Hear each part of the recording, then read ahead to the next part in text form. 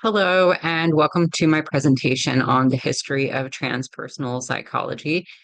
My name's Charlie. I'm a senior undergrad student at the Evergreen State College and am studying transpersonal psychology for my independent learning contract this fall. So I put together this presentation to kind of detail the history of transpersonal psychology. And in order to understand the history of it, we do need to understand kind of the context within which transpersonal psychology arose. So this was a really interesting project for me because it really helped me to see how all the different branches of psychology kind of developed and really to understand better why they developed the way that they did and why transpersonal psychology is sort of I would say, one of the most recent developments in psychology, as well as something that mainstream academia is not completely ready for at this point in time. But that's one reason why I think it's so exciting because I think it's a really kind of cutting edge branch of psychology. So, getting into the history of psychology in general. So, in order to understand where psychology even came from as a field, psychology is really the scientific study of humanity. And where we started out with, we had the religious Renaissance. Roman Catholic Church was kind of usurping what could be like studied. It was kind of getting in the way of science because it was saying things like, well, the church says that, uh, for example, that the sun revolves around the earth. So if science says that the earth revolves around the sun, then that can't be said. So it was kind of getting in the way of this authentic scientific exploration. And it felt oppressive to many people. So, kind of out of that religious renaissance, we went into the Age of Enlightenment. And the Age of Enlightenment, there was this huge movement where people were wanting to focus on pure science and they were wanting to focus on rationality rather than faith. And so there was this divide. There was this push to get the church and the church's uh, teachings out of like the seat of authority, not to eliminate it completely, but to have the separation of science and academia and religion. And so this was kind of the spirit of the times in the 18 and 1900s that influenced the creation and progression of psychology. So we were coming out of an age that was steeped in religion to vehemently trying to separate ourselves from religious dogma in academic circles.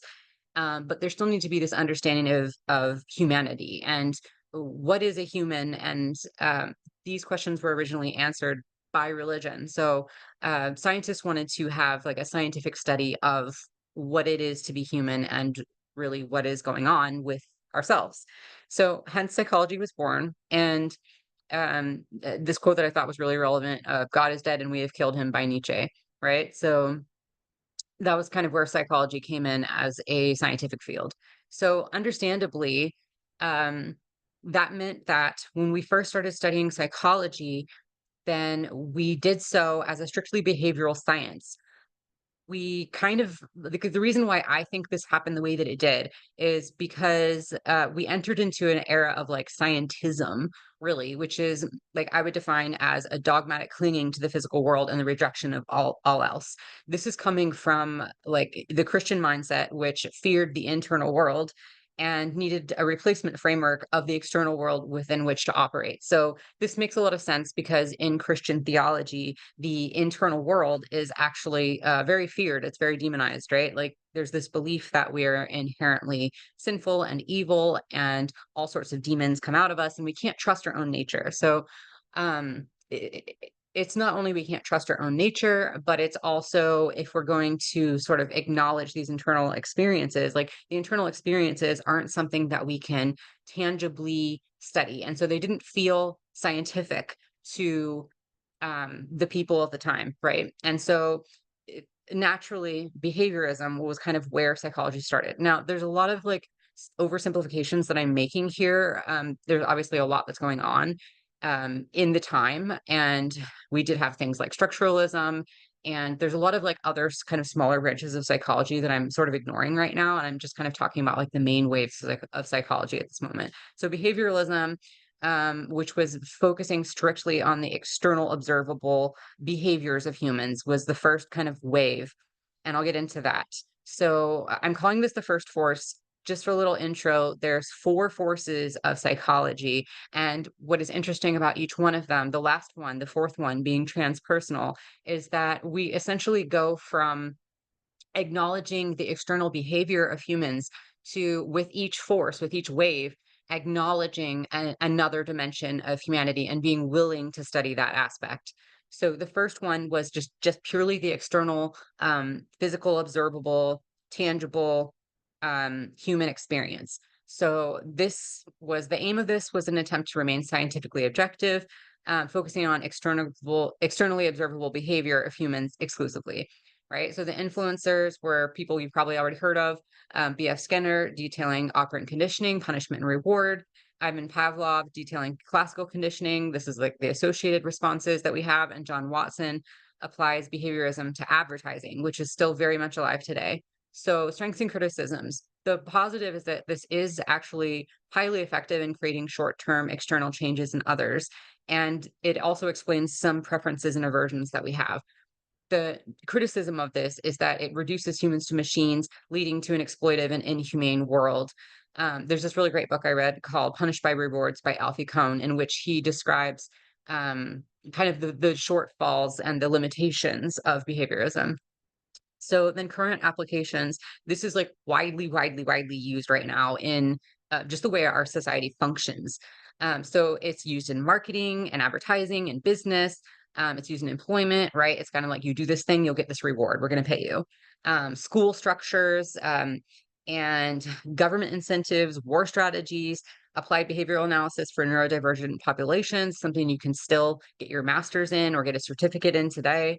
It's kind of a controversial application, but still very much thriving. So then the second force is psychoanalysis.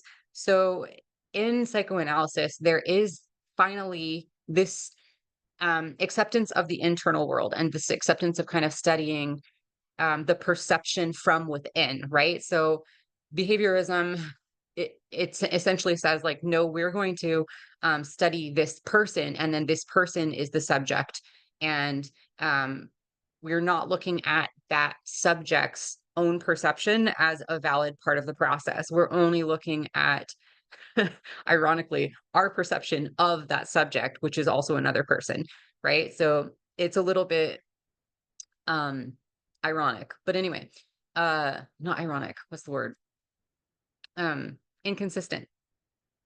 So anyway, psychoanalysis recognizes the inner and subjective experience of humans and wanted to study the perception from within. And so that really starts to be studied and looked at as like, okay, what is the self's perception of the self?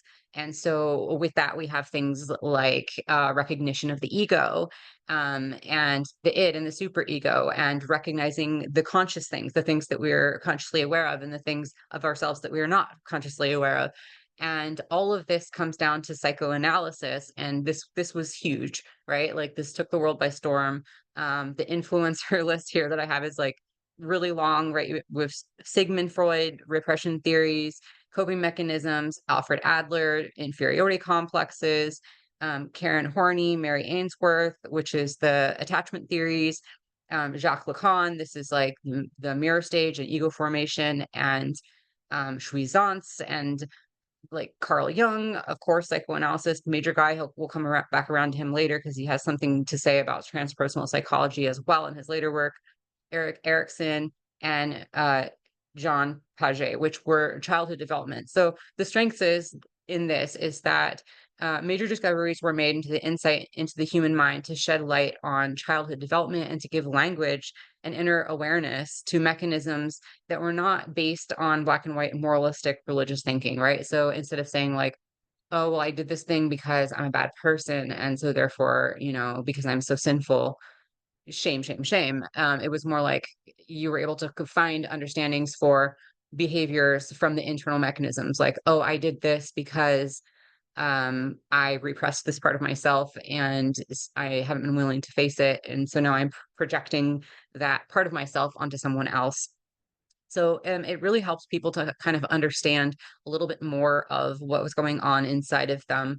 And also, it created the study of childhood development, because a lot of these things were recognized to be spurred from the childhood experience. And so that was kind of like one of the strengths of psychoanalysis. And but then the criticism was that it is found to not be a clear or efficient path toward wellness and focuses on the negative. So kind of what a lot of people that were trained in psychoanalysis discovered through talk therapy, which was really the way that this was applied, was that the self-awareness was um, a helpful a helpful tool, but it didn't necessarily lead to wellness. It didn't necessarily lead to mental health in the way that they were hoping, or in as short of time as they were hoping that it would. So it kind of took a long time, and it was a really messy process that it wouldn't necessarily, just because the therapist could understand the mechanisms of what a person was going through, it didn't necessarily free that person up. Um, this was still operating under the paradigm that the therapist is the authority on the inner working of the client, and the client or the patient is the recipient of uh, that expert opinion and that expert sort of insight. So that's another like criticism that the next force, humanism, is going to address. So applications today, it is still widely used.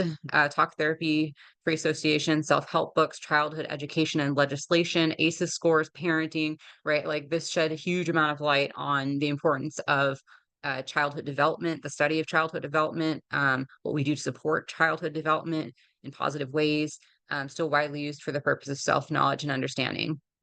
Okay, so then moving on, third force, humanistic psychology. So the aim is, like I was saying, with psychoanalysis, there's still like not like really a trust of that person as an authority within themselves. We're now with psychoanalysis, it's like, okay, we're going to train these professionals, these professional psychoanalysts to then psychoanalyze us, the subjects, right? But us as the subjects are not the authority on our own experience. We are still not trusting our own um, inner world. We are looking to the therapist to tell us what's going on in our inner world. So, and it also, psychoanalysis is very much focused on pathology, kind of like what's going wrong with humans. So, humanistic psychology kind of like tried to address both of those things. So, the first was that, like, it was criticized as being overly negative. People wanted to focus on the positive aspects of humans. And along with that, kind of came this new paradigm where people were looking at humans as having this intrinsic um, desire for growth. I only put down Carl Rogers and Abraham Maslow down here because they were seriously like there's so many more humanistic psychologists. Like now it's still pretty much the basis of most psychology, but these guys were like very foundational in giving us this belief in ourselves, this recognition that there is an intrinsic part of us that wants to grow, that wants to be our best selves, that is constantly seeking to overcome obstacles, to rise to the challenge, to develop ourselves in positive ways, to basically kind of the idea that we find being productive intrinsically rewarding. We don't actually have to be manipulated into doing so. We are intrinsically rewarded by helping others. We don't have to be manipulated externally into doing so. And with that comes like a trust in ourselves, because there's kind of this discovery of that positive aspect of ourselves. So the aim of humanistic psychology then was in recognition of humans as the authority of their lives, who possess an internal guidance system towards growth, and to provide, instead now therapy becomes, the aim of therapy is to provide therapeutic conditions for that growth, rather than to direct the growth path externally, or to basically to give them um, to tell them how to grow or to try and manipulate like you would in behavioralism the behaviors that we want to see. It's supporting that person. So it's kind of like watering a plant where if you give that plant the right conditions, then it will naturally thrive. So the strengths are this was a major step forward towards autonomy and the dignity of humans. It's very empowering, and it creates a culture of safety rather than a culture of shame. So it's criticized as being an incomplete picture or not providing enough direction for those stuck in negative cycles. This is mainly a criticism of Carl Rogers' client-centered approach, which was almost to be like this blank slate to the therapist. But really, there isn't a whole lot of criticism to humanistic psychology. I suppose that some religions would find it dangerous to trust yourself, right? Um, okay. And also, I feel like learning to trust yourself it's a process. It's not like you're gonna just trust every instinct that or every impulse that comes to you. But anyway, I don't wanna go down a rabbit hole. Applications today, like I said, this is has humanistic psychology, positive psychology has humanistic psychology as its basis. So do social services and legislation in general. Therapeutic approaches such as person-centered therapy, motivational interviewing, strength-based therapy, family systems, et cetera, kind of have this as its base, like I was saying. The social services one is really important, and it's kind of become political. It's kind of become like liberally political because a lot of the like liberal legislative proposals kind of have this idea at its base that if we give people in need their basic needs, the things that they need, then they will become healthy, productive citizens rather than punishing them because there's a belief that because they are um, uh, exerting non-productive or even criminal behaviors, there's something wrong with them and they need to be punished. So there's kind of these two things that are politically sort of opposed in our current era, based on this humanistic model versus one that's kind of based more on like humans being inherently problematic. Okay, so finally, we have fourth transpersonal psychology. I'll kind of go over it, and then in the next slide, I'll talk a little bit more about the detail of that process coming up in history, more specifically. So the aim of transpersonal psychology was in recognition of humans as possessing a spiritual aspect, including the transcendental experiences and non-ordinary states of consciousness, and to understand and integrate these parts of life for the realization of the ultimate human potential. So you can kind of see how this like jumps off of humanistic psychology because it is interested in the positive aspects of humans.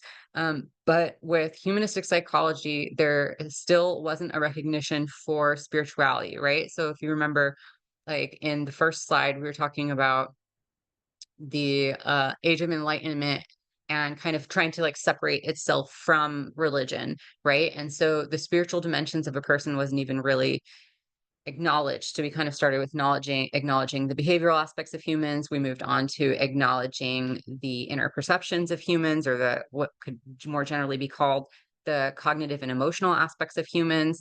And then we had the humanistic kind of also leads to like the social needs, right? Like Abraham Maslow talked about that in his humanistic stuff, the social needs and everything, but there was still not a recognition for the spiritual aspect of humans.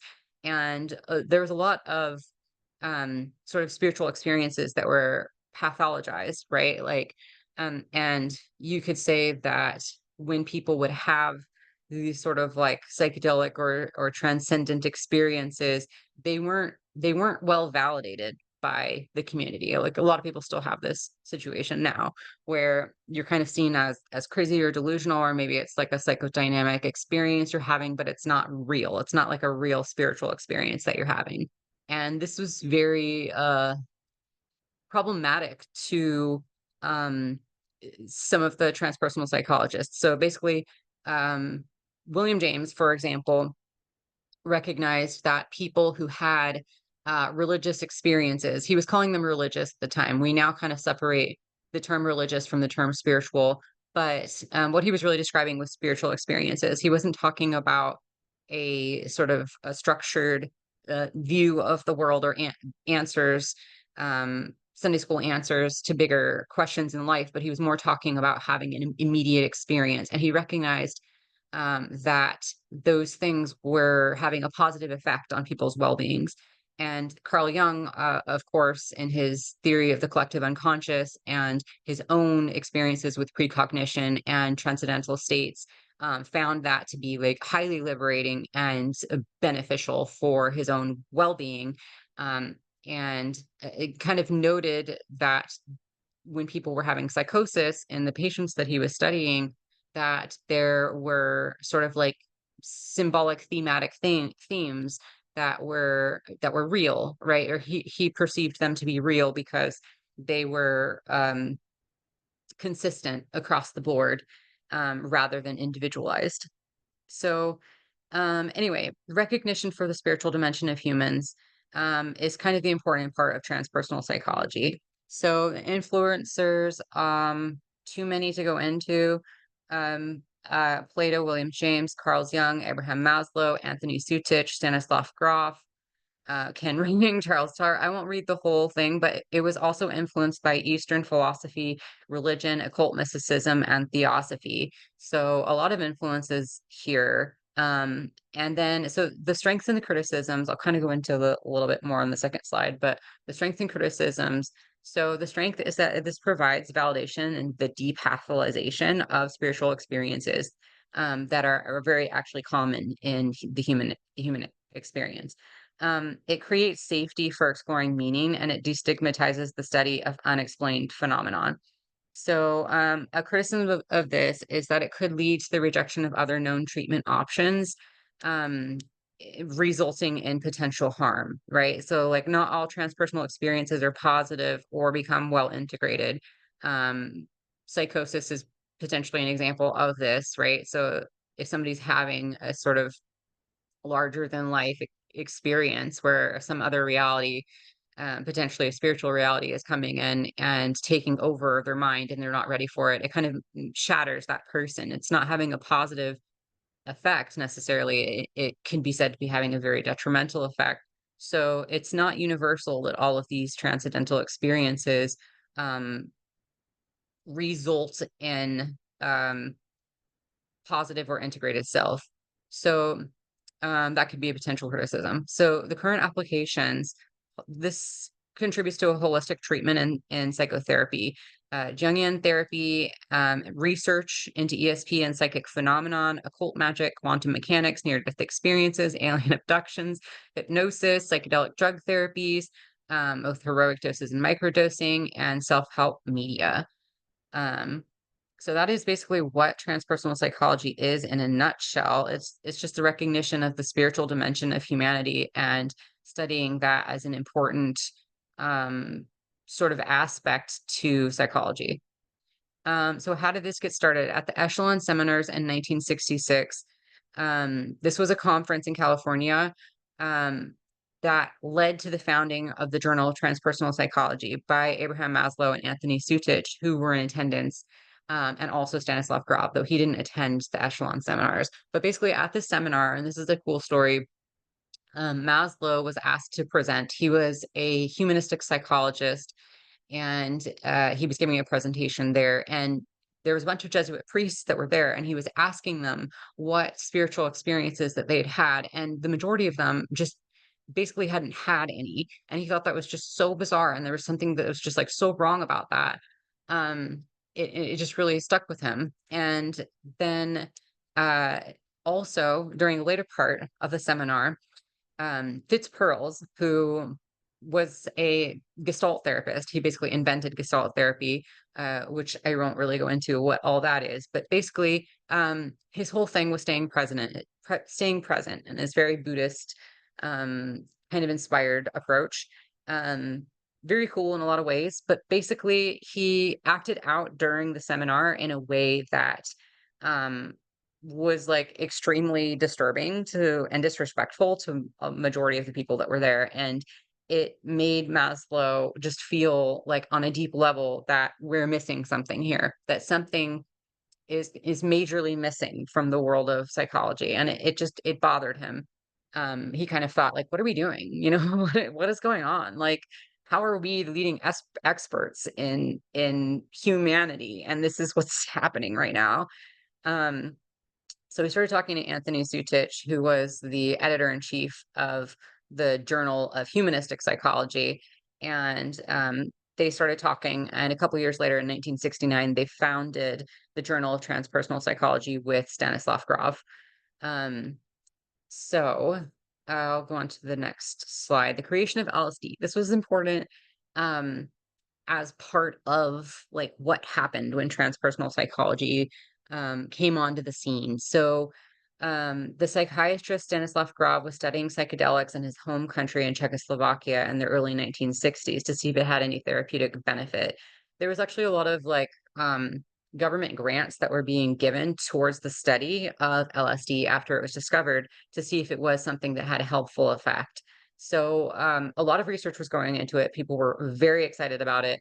And it got out into the hands of the people really at this time as well. And so many people were trying it and having amazing experiences. And it became a problem because people were feeling so peaceful and so like basically loving that nobody really wanted to sign up to go to war. And that was a problem for the government. So the government, of course, me saying that this was why is a little bit conspiracy theorist, but it's pretty well accepted that that was like a major reason why LSD was outlawed and criminalized, and there was propaganda spread about LSD being super dangerous, inspiring people towards suicide and an irresponsible way to handle yourself and all these things. So it was outlawed because government was the agenda of war was not being served. Okay. And then so then it was outlawed. Stanislav Grof was like had been super excited about LSD. He was seeing tons of beneficial therapeutic effects with his clients. And so he developed holotropic breath work, which is essentially a breathing technique that supposedly induces an altered state of consciousness where you can have these sort of deeply transformational experiences that he found to be so therapeutic and helpful to the well-being of his clients. Okay, so 1969 was the first publication of the Transpersonal Psychology Journal. But what I thought was interesting was this was like coincidentally the year the US, also the same year that the US landed on the moon. So I just love that because to me, like symbolically, this is kind of like a year where people were making strides towards beyond the world that we currently know. Okay, so the current model in academia um, is the biopsychosocial model. And really, transpersonal psychology has not been accepted in mainstream academia in psychological like sort of um authoritative circles, I suppose you could say at this point. I think this really just goes back to the sort of the dichotomy between the Renaissance and the Age of Enlightenment, and this kind of like still aversion or fear or like collective memory of the spiritual world as being irrational, as being faith based, as being something that can't be um, sort of like validated or studied scientifically. And, um, religion really led to a lot of, still does, lead to a lot of conflict. And so there's a complete fear of recognizing our spiritual nature. So it hasn't really been like widely accepted in academic circles, but it is, we'll kind of go into the next slide. It is uh, gaining tremendous momentum in mainstream culture. So, but for a moment, academics, uh, the contemporary training in mental health professionals does attempt to integrate the dimensions of the human experience through a lens that includes biological, psychological, which would be composed of cognitive and emotional, basically, and social components with humanism and postmodernism at its base. So diversity, inclusion, evidence-based treatments. This is super important value system underlying psychology today. Acceptance for religious diversity and recognition of religion as a means to fulfilling certain cognitive, emotional, and social needs.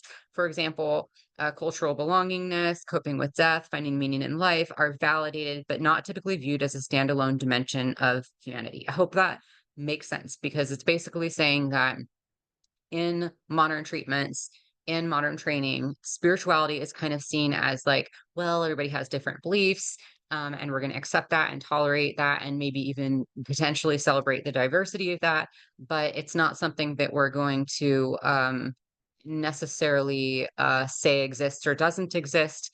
And what's real for the client is real for the client, and also that. Um, the religious or spiritual expression of an individual is seen to fulfill these other dimensions of the person rather than being a dimension of the person in and of itself, the same way that they are biologically, emotionally, or cognitively real. I hope that makes sense. Okay, so but ongoing developments. So there's a rise in people that are identifying as non-religious, but they are identifying as spiritual. And this is creating a demand for a transpersonal approach to mental health. I worked for a few years as an astrologer, tarot reader, and psychic. And there were so many people that came to me that I would ask them, like, are you getting therapy or are you in treatment for, whatever mental health issues that they're in? And a lot of them did not want to go because they felt like this important spiritual component of them was going to be invalidated and ignored and pathologized.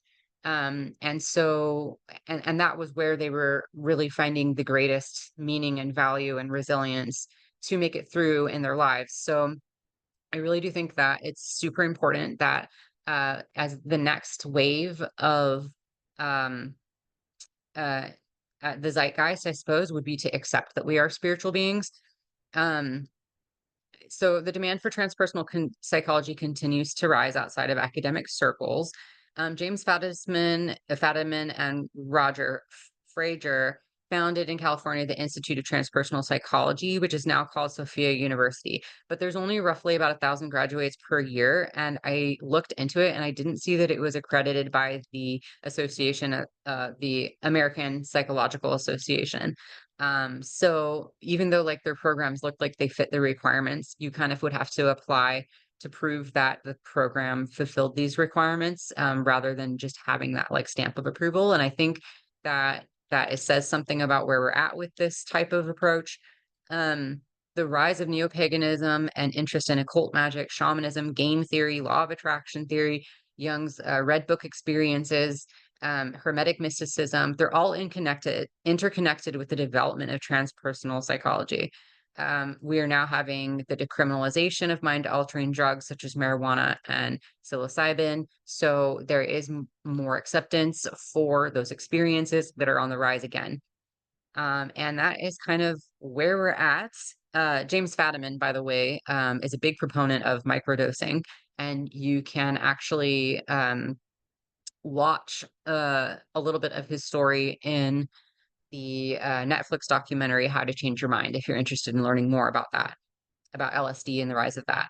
But that's pretty much it. That's where we're at. That's where we are today. That's how we got to transpersonal psychology.